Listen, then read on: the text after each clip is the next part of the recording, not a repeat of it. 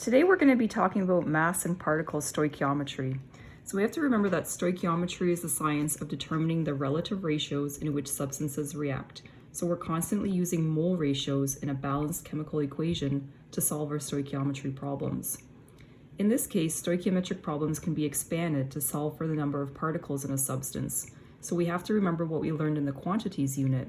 We remember that we learned Avogadro's constant as 6.02 times 10 to the 23, and that was either atoms, molecules, or formula units per mole, depending on if we were talking about elements, covalent compounds, or ionic compounds. So we're going to remember that as we do our conversion factors. So if we have an equation like this, so we have S8 plus 12O2 goes to 8SO3, and we are asked how many atoms of oxygen will form when 2.50 grams of S8 is reacted with excess oxygen gas. Okay, so first we're going to check and make sure that we have a balanced chemical equation. We do. It has already been balanced for us. That's always the first step. Make sure that it's balanced. Then I like to organize my information. So I rewrite my balanced chemical equation and I write underneath what I have been given. So for the S8, I've been given that there's 2.50 grams. And then I am looking for the number of oxygen atoms that are being made, and that's within the SO3. So my process is going to be that I'm going to go from the 2.50 grams, I'm going to convert that to the number of moles of S8. Then I'm going to convert from the number of moles of S8 to the number of moles of SO3. Then I'm going to convert from my number of moles of SO3 to the number of molecules of SO3.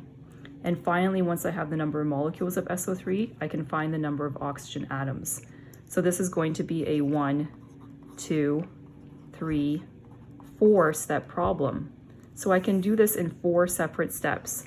I've gone ahead and figured out the molar mass of my S8, which is 256.56 grams per mole, and the molar mass of my SO3, 80.07 grams per mole. It's a good idea to do that off to the side. I know I'm going to need those 2 molar masses because I have information about my S8 given in the question, and I'm looking for something that deals with the SO3 in the question. So those are the 2 that I found the molar mass of. So my first step is to calculate the number of moles of my S8. So I have 2.50 grams, and I'm going to use my molar mass, so 1 mole for every 256.56 grams. My grams is going to cancel, and that gives me 9.74 times 10 to the negative 3 moles of S8. Whenever I write moles, I always write of what beside it so that I don't get confused. So this is the moles of S8. My second step is to calculate my number of moles of the SO3. So now I'm using my mole ratio. I have 9.74 times 10 to the negative 3 moles of S8, and I'm going to multiply that by my ratio that there is 8 moles of SO3 in my balanced chemical equation for every 1 mole of S8. And see, this is why I like to have the species beside the mole, because then I know this is canceling out, and I'm left with 7.80 times 10 to the negative 2 moles of SO3. Once I have the moles of SO3, I'm now going to calculate step 3, which is the number of molecules of SO3. So I have 7.80 times 10 to the negative 2 moles of SO3, and I'm going to use my Avogadro's constant, 6.02 times 10 to the 23 molecules in every 1 mole of SO3. So now those cancel out, and when I punch that into my calculator, I get 4.69 times 10 to the 22 molecules. And you should calculate along and make sure that you're getting these numbers. Finally, my last step is to calculate my number of oxygen atoms, which is what the question is actually asking me to find. So I have my 4.69 times 10 to the 22 molecules, and I look at my 1 molecule, and in the formula, I can see that there are 3 atoms of oxygen in every 1 molecule of SO3. That's coming just directly from the formula, so I'm just looking here that I have 3 atoms of oxygen in every 1 molecule. So now my molecules are going to cancel, and I get my answer, which is 1.41 times 10 to the 23 oxygen atoms, and that's actually what I was looking for in the question. So that was done separately in 4 steps, step by step by step.